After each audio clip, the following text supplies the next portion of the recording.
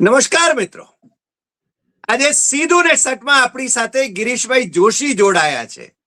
ગિરીશભાઈ આંતરરાષ્ટ્રીય બાબતોના જાણકાર છે ને આ વરિષ્ઠ પત્રકાર છે ને આપણી સાથે જ્યારે જ્યારે જોડાય છે કંઈક હટકે વાત કરે છે, જરા હટકે. અને આપણા દર્શકો પણ રૂટીન બાબતોથી કંઈક નોખી વાત જાણવા માટે, સમજવા માટે, જોવા માટે ટેવાયેલા છે. ગિરીશભાઈ, આજે જે વાત કરવાના છે એ વિશ્વના દેશોની વાત કરવાના છે. આપણે ઘર આંગણે ઘુસપેઠિયા કરીએ છીએ, ઘુસપેઠિયા નું રાજકારણ ખેલીએ છીએ.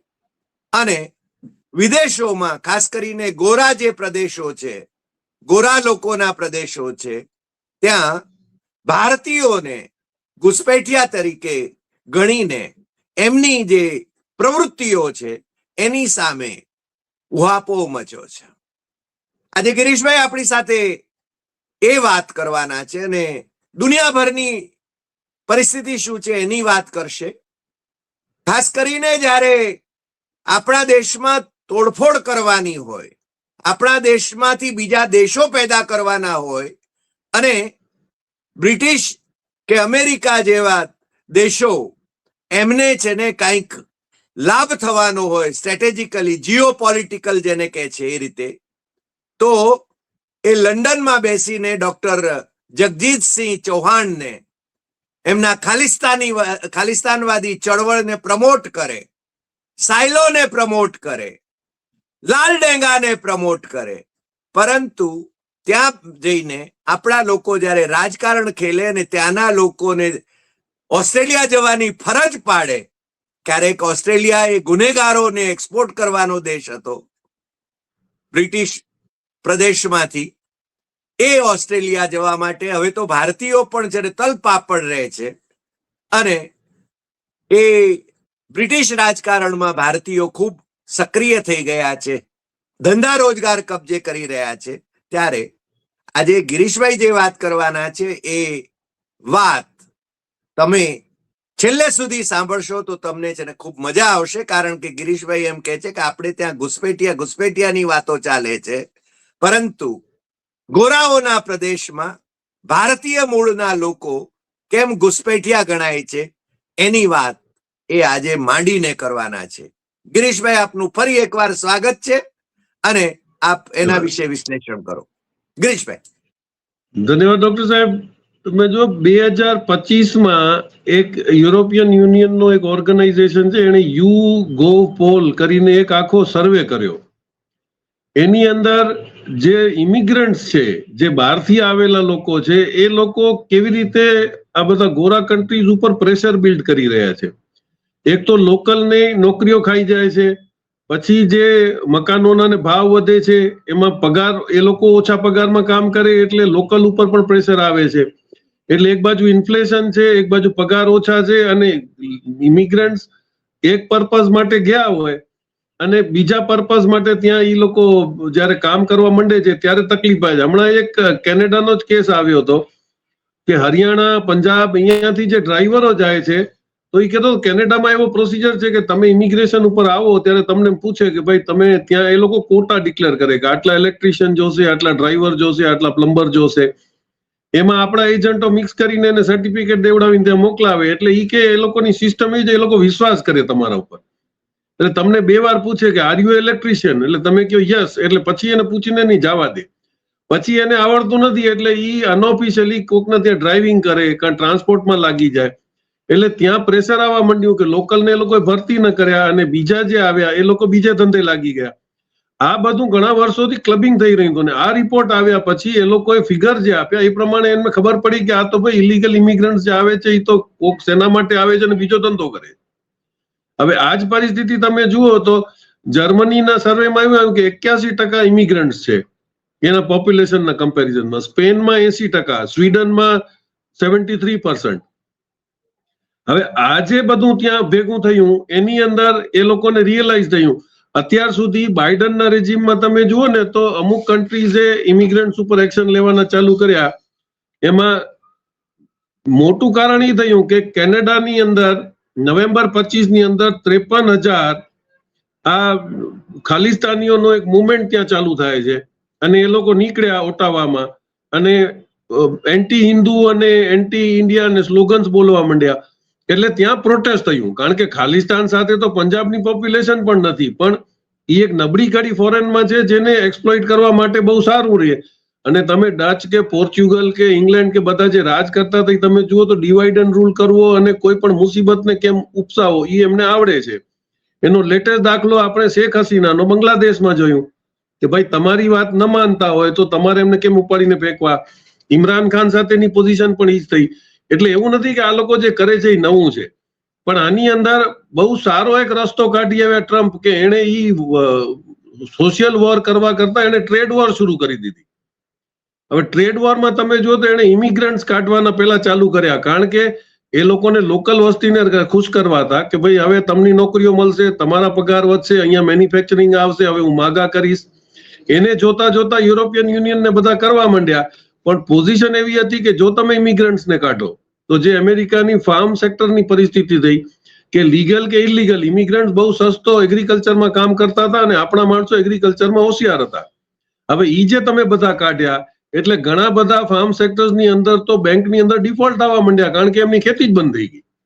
એટલે હવે જે આપણે ઘૂસપેઠિયાને આપણે જે એક શ્લોક આપ્યો એ આપણે આપણા ફાયદા માટે આપ્યો કે ભાઈ તો લોકસભામાં બધા ઘૂસપેઠિયા વોટ આપી ગયા, હવે જરૂર નથી આપણે વિધાનસભામાં, એટલે હવે ઘૂસપેઠિયા કરીને કાઢો. મળતા એ કે નથી, પણ ઈ માર્કેટિંગ ચાલે છે અને એનાથી વોટ જીતાય છે. એટલે ઈ જે હવે ઘૂસપેઠિયા વાળો વર્ડ છે ને આખી દુનિયાની અંદર એક રોગ તરીકે પસર્યો છે. હવે આની અંદર તમે જુઓ તો યુકે ની અંદર પણ હાઈ કમિશન ઉપર એટેક થયું ખાલિસ્તાન મુવમેન્ટમાં, તો ત્યાં એ લોકોએ, કારણ કે ડેમોક્રેસી છે એટલે એ લોકોએ વોર્નિંગ આપીને છોડી દીધા, કારણ કે તમને રાઈટ છે કે તમે કરી શકો છો. હવે આની અંદર તમે જુઓ તો બધા કન્ટ્રીઝ જે હોશિયાર હતા એમાં તમારે Singapore, Saudi Arabia, Nicaragua, North Korea, China, France, એ લોકોએ તમારે રેલી ઉપર જ બેન કરી નાખ્યા. જો તમે રેલી જ ના કાઢો તો પબ્લિક ભેગી ન થાય અને તમે જે મેસેજ આપવા માંગો છો એ જાય નહીં. અને ટોળામાં બુદ્ધિ નથી હોતી, આપણા સાબુદ્દીન સાહેબ ઘણીવાર કહે છે કે ટોળો હોય એમાં બુદ્ધિ ન હોય. એટલે એનો મિસયુઝ જો કરવો હોય તો 2 કે 3 જણા મિસ્ચીવિયસ કેરેક્ટરો અંદર જઈને કરે. ઈ જ રૂટીન તમે અહીંયા જુઓ કે મસ્જિદની બહારથી આપણે યાત્રા કાઢવાની અને પછી ત્યાં જોર જોરથી વગાડવાનું, એટલે ઇરિટેટ કરવાનો કોકને અને એનો એડવાન્ટેજ લેવાનો. એટલે હવે ઘૂસપેઠિયા જે વર્ડ છે એ પોલિટિકલી બહુ પોસાય એવો વર્ડ છે, એટલે ઈ હવે ફોરેન વાળાને ખબર પડી. એટલે ત્યાંથી આપણે જે ઘૂસપેઠિયાની વાત કરી રહ્યા છે. હવે તમે જુઓ તો એક ફિગર તમને જો કે જો બાઇડન સૌથી મોટો મિસ્ચીવિયસ પ્રેસિડેન્ટ અમેરિકાની, આમ દેખાતો ભોળો, પણ ઈ કેવી રીતે તમે જુઓ તો ઇજિપ્ત, લીબિયા, સિરિયા અને યુક્રેનની અંદર ઈ ફણગા પાડવા વાળો ઈ માણસ હતો. ISIS ઊભું કરી સિરિયામાં તમે જો તો મેક્સિમમ ડિસ્ટર્બન્સ જે થયા કન્ટ્રીઝની અંદર ઈ એના વખતમાં થયેલા છે. હવે અત્યારે તમે જુઓ તો થાઈલેન્ડ અને કંબોડિયા, ચાઇનાનું મેક્સિમમ ઇન્વેસ્ટમેન્ટ ઇન્ડિયામાં ના આવતા થાઈલેન્ડ અને કંબોડિયા ગયું, તો તમે જો અઠવાડિયાથી ત્યાં પાછું ઈ જ રિજનલ ડિસ્પ્યુટ કરી અને થાઈલેન્ડ ને કંબોડિયા રીતસર યુદ્ધ ઉપર આવી ગયા. 1962 થી એ લોકોનો બોર્ડર ડિસ્પ્યુટ હતો, પણ કોઈ દિવસ એવી રીતે એગ્રેસિવ નતું થયું. એટલે ત્યાં કર્યું. ઇન્ડિયા ચાઇનાની 3488 બોર્ડરમાં અત્યાર સુધી કિલોમીટરમાં આપણે કોઈ ડખો નતો, ઈ ઓચિંતો ઉપડે છે. અને હવે એની અંદર, કારણ કે એ લોકો પાસે ઇન્ટરનેટ છે, એ લોકો પાસે ગૂગલ છે, એ લોકો જે નરેટિવ ચેન્જ કરવા માંગે છે એ આજે પણ એ કરી શકે છે.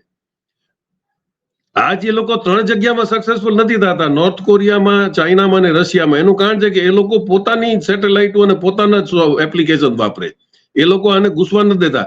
એટલે ઘૂસપેઠિયા હવે તો ઇવન ઇન્ટરનેટમાં ઘૂસપેઠિયા કાઢવાની શરૂઆત થઈ છે. ઈરાને પણ તમે જો ગૂગલ યુઝ કરવાનું બંધ કર્યું, એટલે હવે પબ્લિક અવેર થઈ ગઈ છે. પછી તમે જુઓ તો રશિયા અને જાપાનનું તો વર્લ્ડ વોર સેકન્ડ થી બોર્ડર ડિસ્પ્યુટ ચાલતું હતું કુરિલ આઇલેન્ડ્સ ઉપર, ઈ અત્યારે ઓચિંતું ઈ પણ ગયું છે.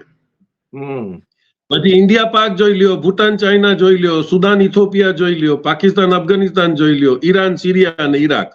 કોઈ પણ પટ્ટાની અંદર શાંતિ ન કરવી, અને ઈ ભણકાવાનું કોણ કામ કરી શકે? જે ઘૂસપેઠિયા હોય. એટલે ઘૂસપેઠિયાઓને કેમ ઇન્કલ્કેટ કરવા, ત્યાં કેવી રીતે ડિસ્પ્યુટ કરવો અને કેવી રીતે કોઈ કન્ટ્રીની ઇકોનોમી ઉપર પ્રેશર ક્રિએટ કરવો, ઈ આ લોકો સારી રીતે જાણે છે. એટલે હવે એમને પણ આપણે શીખડાવી દીધું. હવે એ ઘુસપેઠિયા કાર્ડનો ઉપયોગ કરવા માંડે, આખી દુનિયામાં મંડ્યા છે, જે આપણા માટે ભવિષ્ય માટે સારું નથી જો બધા કોર્ડિનેટ કરીને નહીં સમજી શકે તો. જી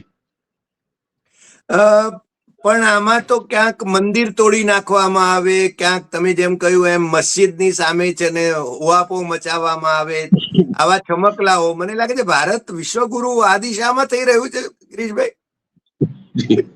આપણે એક બહુ મોટો ફોર્મ્યુલા દઈ દીધો કે ભાઈ આ ઘુસપેઠિયાના નામે કરવાનું, અને એ તો બધા પછી તો કાલે ન પકડાય તો એમ કે પછી ગવર્મેન્ટ બહુ સ્ટ્રિક્ટ થઈ એટલે એ તો બોર્ડર ક્રોસ કરીને ભાગી ગયા. હવે ઘુસપેઠિયા નથી. આજે તમે જુઓ કે કેટલા બધા, હમણાં જે રાજ્યસભાનો રિપોર્ટમાં એ લોકો હું વાંચતો હતો કે કેટલા બધા આપણા ઇન્ડિયન્સ જેલમાં છે for fraud, criminal offence, drugs. એમાં સૌથી વધારે સાઉદીમાં છે 4952, પછી તમારે કુવેતમાં છે 452, કતરમાં છે 1287. આ બધા જે ઇન્ડિયન્સ ત્યાં જેલમાં છે એ લોકો ઇલીગલ બિઝનેસ, ઇલીગલ ત્યાં ડ્રગ્સનો ધંધો કરવો, ત્યાં ક્રાઇમ કરવું, અને એ જ હાલત ત્યાં તમારી યુરોપમાં છે. પણ એ લોકો એ કન્વેન્શનના અંડરમાં ફિગર નથી આપતા, પણ ઘણા બધા જેલોમાં છે. આજે 370 જેવા તો અમેરિકા એગ્રી કર્યા, કારણ કે એ લોકો ઓલા ક્રાઇમમાં ઇન્વોલ્વ હતા, અને આપણે જોઈ જ રહ્યા છીએ. હવે આની અંદર તમે જુઓ તો બહુ એક સીધી સિસ્ટમની અંદર આપણે ક્યાં ચૂકી ગયા કે જેવો અમેરિકાનું આ આફ્રિકાની અંદર આ ગેમો ખુલી પડી. અત્યારે તો આફ્રિકાની અંદર લગભગ ગોરા દેશોને બહાર કાઢવાની તૈયારી થઈ ગઈ, ઘણા બધાએ કાઢી મૂક્યા છે. હમણાં જ આવ્યું હતું કે બિલ ગેટ્સ આફ્રિકામાં આટા મારતો હતો કે હું તમને એગ્રીકલ્ચરની અંદર પ્રમોશન કરું. 3 એવા પ્રેસિડેન્ટોએ એને ઘસી ના પડી દીધી કે તારા કોઈ પણ જેનેટિકલી મોડિફાઈડમાં અમે નહીં કરીએ, કારણ કે અમે પોતે કુદરતી રીત છીએ અને અમે 40 વર્ષ સુધી અમારા જે સીડ્સ છે એ અમે પ્રોક્યોર કરવાની અમે અમારામાં કેપેસિટી ક્રિએટ કરી લીધી છે. એટલે એ લોકોની જે ગંદી રમતો હતી હવે ખુલ્લી પડતી જાય છે, પણ એમાં આપણે કેટલા કોશિયસ થઈને એને રિટેલિએટ કરી શકીએ છીએ, ઈ દેશની પ્રગતિનો નિશાન કરશે. આ તમે જુઓ સિંગાપોર, વિયેટનામ, આપણે તો ઊંધું કરી રહ્યા છીએ. આપણે તો ટેરિફ ઓછા કરીને ત્યાંથી જ બધું લાવી રહ્યા છીએ અને આપણા ખેડૂતો મરી રહ્યા છે. જી, એટલે આફ્રિકામાંથી કમજોરી કાઢીને હવે આપણી ઉપર લાદવામાં આવી રહી છે. હમણાં પણ તમે જુઓ તો 2 દિવસ પહેલા ગોદી મીડિયા તો બોલતું નથી, જયશંકર અત્યારે ઇઝરાયલમાં છે અને નેતન્યાહુને ઇન્ડિયામાં આવવા માટે ઇન્વાઇટ કરે છે. ક્યારે થઈ રહ્યું છે? જ્યારે યુરોપિયન યુનિયને ગાઝામાં યુએનમાં રેઝોલ્યુશન પાસ થયા પછી એમ કહી દીધું કે ભાઈ અમે લોકો ઇઝરાયલને કોઈ પાર્ટ્સ બનાવીને નહીં દઈએ, તો એણે આખો કોન્ટ્રાક્ટ ઇન્ડિયામાં શિફ્ટ કરી દીધો કે હવે અડાણી આપણને બધા સ્પેર પાર્ટ બનાવીને દેશે. તો આપણે ખુલ્લેઆમ આપણી કમજોરી જાહેર કરીએ છીએ કે આપણી બીક જાહેર કરીએ છીએ, અને આપણે શું કરી રહ્યા છીએ એ આપણને જ ખબર નથી. પણ એ વખત નથી કે હવે તમે ચાઇના અને રશિયાથી બાથ ભીડી શકશો એમ. તમે હમણાં એક રિપોર્ટ મને મોકલ્યો હતો, ઇટલીની અંદર જે કંપની ઝેર ફેલાવે છે, જેના ડાયરેક્ટરોને જેલ કરી ઇટલીમાં, એ આખો ને આખો પ્રોજેક્ટ ઇન્ડિયાની અંદર શિફ્ટ થઈ ગયો.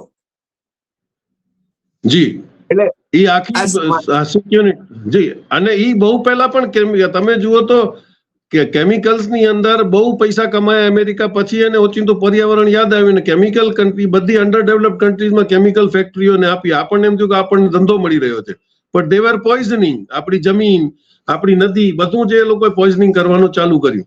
હવે એની અંદર તમે વાત કરી તો એક એડિશન દઈ દઉં કે અડાણીનો એશિયાનો મોટામાં મોટો કોપર પ્લાન્ટ કચ્છની અંદર ચાલુ થયો છે. કોપર પ્લાન્ટ એટલો બધો પોલ્યુટિંગ છે કે મેજર કન્ટ્રીઝ એને તો બંધ કરી નાખવાની તૈયારીમાં છે. એમાં પેરુ છે, ચીલી છે, પનામા છે, યુએસએ છે, એ બધાએ પોતાના કોપર સ્મેલ્ટિંગ પ્લાન્ટ બંધ કર્યા. એનું કારણ એક જ છે કે એની અંદરથી સલ્ફ્યુરિક એસિડ જે ટ્રીટમેન્ટમાં નીકળે, H2SO4 હવામાં ગયા પછી એરિયાની અંદર એસિડનો વરસાદ થાય, એટલે તમારી જમીન આખી નિકમી થઈ જાય. પણ આપણે એમ કહી દીધું કે અમે એની લેટેસ્ટ ટેકનોલોજીમાં લઈ આવી છે, જેમાં સલ્ફ્યુરિક એસિડ અમે હવામાં નહીં જવા દઈએ, એને બાય પ્રોડક્ટ તરીકે અમે વેચશું, આ સફાઈ દઈ રહ્યા છે. પણ એમાં એક્સપર્ટ્સ એમ આર્ગ્યુ કરે છે કે ભાઈ સલ્ફ્યુરિક એસિડ મશીન પણ 99.9% જ કેપ્ચર કરી શકે છે. તો તમે જ્યાં 10 લાખ ટનની વાત કરતા હો વર્ષમાં કોપર બનાવવાની, તો એ 1000 ટન જે હવામાં જશે એને કોણ કેપ્ચર કરશે? એટલે આ બધું ચૂપચાપ થઈ, કારણ કે હવે કોઈ બોલવા વાળું નથી. આપણે અરાવલીમાં બી કેસમાં જોઈ લીધું. એટલે આપણો જે ઘૂસપેઠિયાઓનો ઉપયોગ આપણે પોતે કરવા જઈએ છીએ એનો જ્યારે વિદેશ પણ ઉપયોગ કરશે ત્યારે તમે ક્યાં નહીં, આપણે પરિસ્થિતિ પાકિસ્તાન અને બાંગ્લાદેશમાં જોઈ રહ્યા છીએ. તો હજી પણ જો આપણે કોશિયસ નહીં થઈએ, 2026માં બ્રિક્સની પ્રેસિડેન્ટશિપ આપણી પાસે છે, તો હવે આપણે શું કરશું? એટલે આજે પરિસ્થિતિઓ આપણે જોઈ રહ્યા છીએ એની અંદર મૂળ તકલીફ એ છે કે બધા દેશોની ઇકોનોમી ઉપર ભયંકર પ્રેશર આવ્યો છે ડી-ડોલરાઇઝેશન થયા પછી. હવે એનો સીધો ઉપાય શું કે ભાઈ આ ઘૂસપેઠિયાઓને કાઢો એટલે આપણો સર્વિસ સેક્ટર ઉપર પ્રેશર ઓછું આવે, કારણ કે ત્યાં તમારે ફ્રી એજ્યુકેશન, ફ્રી હેલ્થ બધું દેવાનું છે. તો લોકલ લોકો જાગી ગયા છે કે ભાઈ તમે ફ્રી એજ્યુકેશન, તમે એમને PR આપો છો, સિટીઝનશીપ આપો છો, અને એ લોકો સૌથી વધારે લાભ લે છે. આપણે આજે ઘણા બધા એમ જોઈએ કે ભાઈ ત્યાં જઈને ગમે એમ કરીને 10 વર્ષ કાઢો ને PR મળી જાય તો ત્યાં સારામાં સારી મેડિકલ ફેસિલિટી મળે, સારામાં સારું આપણને સિક્યુરિટી મળે, ધંધો કરવાની મજા આવે, એટલે કોઈ અહીંયા આવવા તૈયાર નથી, અહીંયાથી જાય છે. તો હવે અહીંયા કઈ પબ્લિક વધશે? આજે આપણે પણ જોઈ રહ્યા છે કે આની અંદર ધર્મગુરુઓ પણ એ ભાગ ભજવી રહ્યા છે કે એ લોકો આપણને સાયન્ટિફિક બનાવવાની બદલીમાં આપણને નોન બાયોલોજીકલ બનાવવાની તૈયારીમાં છે. એટલે are we really going towards this? આજે આપણે આજુબાજુના કન્ટ્રીઓનો ખાલી પ્રોગ્રેસ માર્ક કરીએ કે વિયેટનામ, કંબોડિયા આજથી 10-20 વર્ષ પહેલા જે માણસ 27 વર્ષ સુધી લડ્યો હતો, આજે વિયેટનામ ક્યાં છે? એનો GDP આપણા કરતા ડબલ થઈ રહ્યું છે. પણ ઈ સમય સૂચકતા, એને જોયું કે અમેરિકામાંથી જે સેન્કશનની કંપનીઓ નીકળે છે એ ઇન્ડિયામાં નહીં જાય, તો આપણે લાલ આંખના ચક્કરમાં એને દાદ ન દીધો તો એ ક્યાં ચાલ્યો ગયો? એ ત્યાં બધે ચાલ્યો ગયો કંબોડિયામાં, ને આજે એ લોકો કમાય છે. આજે એવી હાલત છે કે આપણે FTA ની અંદર વિયેટનામથી આપણે ડ્યુટી ફ્રી માલ લેવાની આપણે એગ્રીમેન્ટો કરવી પડે છે જે દેશોને આપણે અનાજ આપતા હતા. એટલે અત્યારે એક એવી સિચ્યુએશન છે જ્યાં આપણે અલર્ટ નહીં થઈએ ને કાં હજી પણ આપણે ડરના મારે જો કઈ બોલી નહીં શકતા હોઈએ તો આ દેશનું ભવિષ્ય છેલ્લે આફ્રિકા જેવું થવા માંડશે. અહીંયા અંગ્રેજો આવીને આપણા વસ્તીઓ ખતમ કરશે, એ દિવસની આપણે રાહ જોઈ રહ્યા, એવો એટમોસ્ફિયર ઉભો થઈ રહ્યું છે. એટલે ગિરીશભાઈ, એનો અર્થ એ થયો કે ફરીને આ દેશને ગુલામી તરફ લઈ જવા માટે નરેન્દ્ર મોદીની સરકાર જે નિર્ણયો કરી રહી છે એ નિર્ણયો એ દિશામાં વિશ્વગુરુગીરી કરી રહ્યા છે, એવું માનવું? ડોક્ટર સાહેબ, ઇંગ્લિશમાં એક કહેવત છે, if you can not fight the devil join him. એટલે જે પેલા ઇન્ડસ્ટ્રીઝ હતી, આજે એવું નથી કે આ બે જ કંપનીઓ હમણાં ઉભી થઈ અને વિશ્વ વિખ્યાત છે. આજે ટાટા છે, બિરલા છે, ગોદરેજ છે, they have done tremendous jobs. આજે ઓસ્ટ્રેલિયાનો પહેલો બ્રિજ બન્યો એમાં ટાટા સ્ટીલના ત્યાં ગર્ડર્સ લાગેલા છે 1923માં, 22માં કે 23માં. એટલે એ બધી ઇન્ડસ્ટ્રીઓ પોતપોતાના રીતે દેશહિતની અંદર ડેવલપમેન્ટમાં શું કરવું છે એ કર્યું. હવે અત્યારે જ કોઈ ફાઇનાન્શિયલ એક્સપર્ટ કહેતો હતો કે તમે આપણે GST ઘટાડ્યું બિસ્કીટ ઉપર, 118 રૂપિયાનો પેકેટ મળતો તો એમાં 18% તમે 5% કરે, પણ બિસ્કીટ તો 118 માં જ વેચાય છે. તો તમે પ્રોફિટેબિલિટી વધારી, તમે પબ્લિકને કોઈ એડવાન્ટેજ આપ્યો નહીં. એ જ આપણે ફ્યુલમાં જોયું, રશિયાથી સસ્તું ઓઇલ આવ્યું, એમાં આપણને શું એડવાન્ટેજ થયો? જેટલો ઇમ્પોર્ટ કોસ્ટ છે એટલું જ આપણે ટેક્સ દઈ રહ્યા છીએ. તો આવી રીતે જો પૈસા ગરીબોથી સ્ક્વીઝ થઈ અને પછી જો તમારા સાવકારોને આપવામાં આવશે તો we are going toward the imperialism. અને જેમ અમેરિકામાં 7 જીવ આખા દુનિયાની ઇકોનોમી કંટ્રોલ કરે છે કે અમેરિકાને કંટ્રોલ કરી રહ્યા છે અને ઈ લોકો ડિસાઈડ કરે કે કેવી પોલિસી, તો આપણે ઈ રૂટ ઉપર જઈ રહ્યા છીએ. તો એક વેલફેર સ્ટેટ 140 કરોડનો મેનેજ ન થાય. અમેરિકા થાય કારણ કે એની વસ્તી આપણા કરતા 3 ગણી ઓછી છે. પણ હાઉ વિલ વી મેનેજ? આમાં તો એવું છે સાહેબે છે ને 25 કરોડ લોકોને ગરીબી રેખાથી બહાર કાઢ્યા, પણ 82 કરોડ લોકોને મફત રાશન આપવાનું એમણે વિકાસ કરી નાખ્યો. હવે આ ખેલ શું છે સાહેબ? આ તો મેડિકલ સાયન્સ જેવું છે. બ્લડ પ્રેશરમાં તમે જુઓ તો 170 કે સુગરમાં આટલા ફિગર આપ્યા અને પછી જોયું કે આમાં તો બહુ આવતા નથી, તો એ લોકો આંકડા ઓછા કરી નાખ્યા, તો વધી ગયા પેશન્ટ. એટલે આપણે તો ઈ કરશું કે ભાઈ આપણે માપદંડ જ ઊંચો કરી નાખશું એટલે કે આટલા તો આવી ગયા.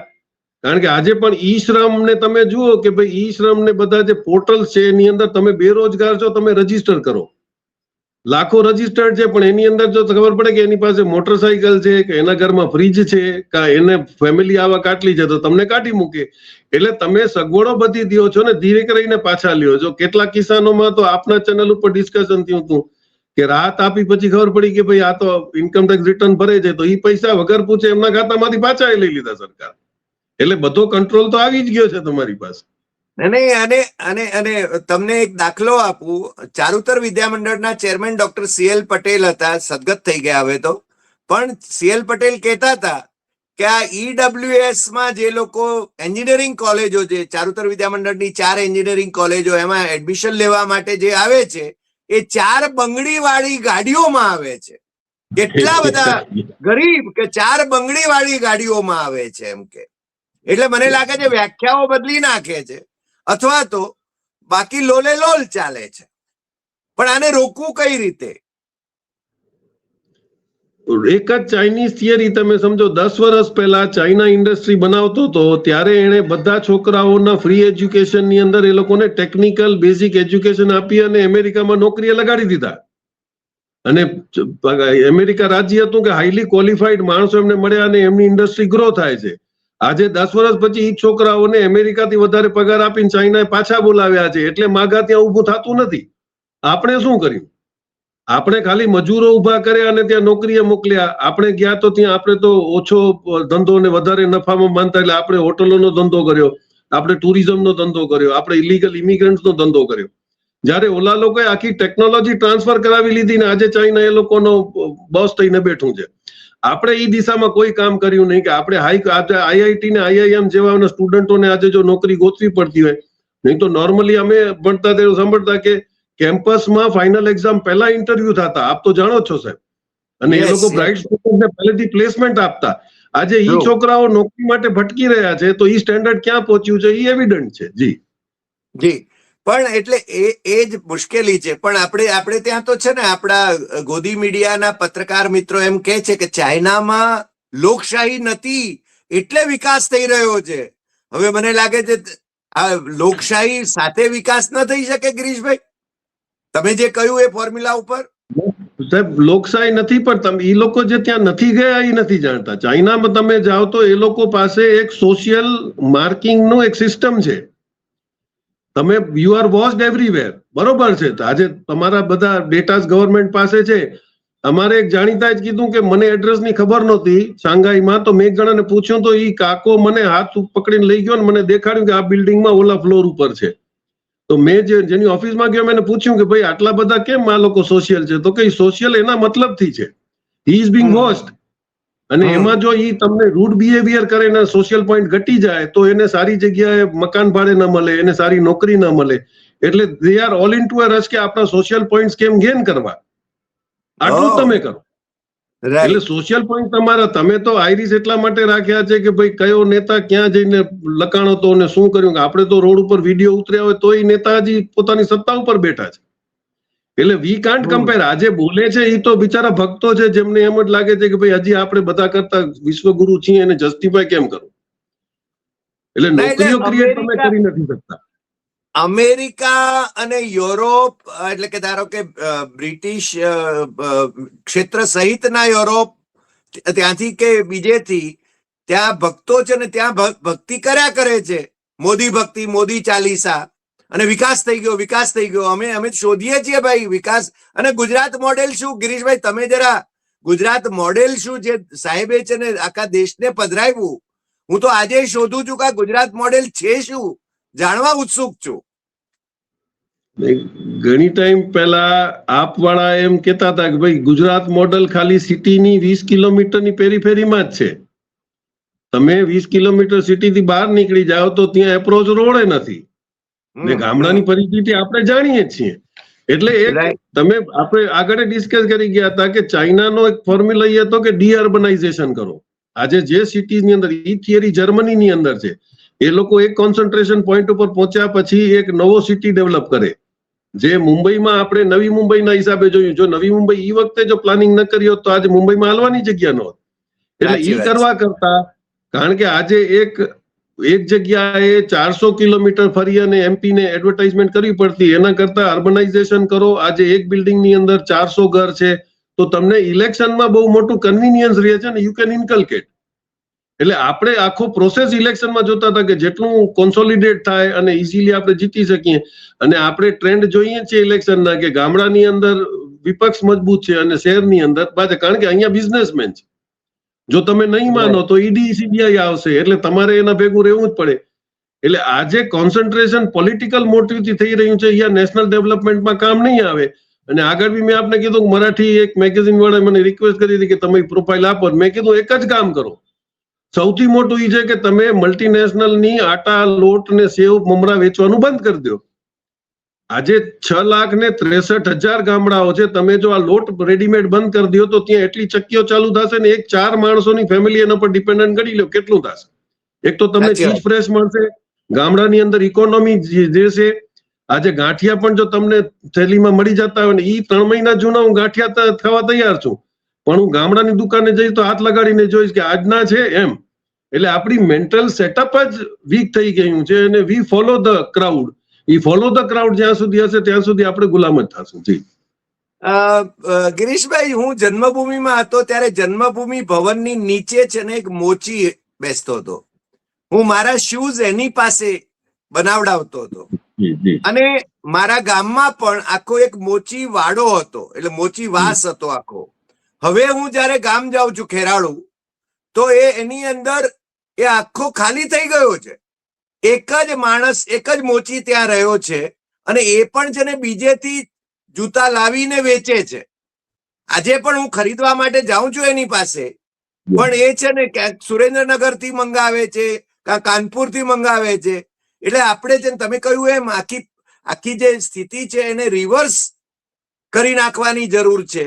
એટલું સાદી સીધી વાત છે ને આપણા શાસકો સમજતા નથી, કાં સમજે છે છતાં એમણે કરવું નથી.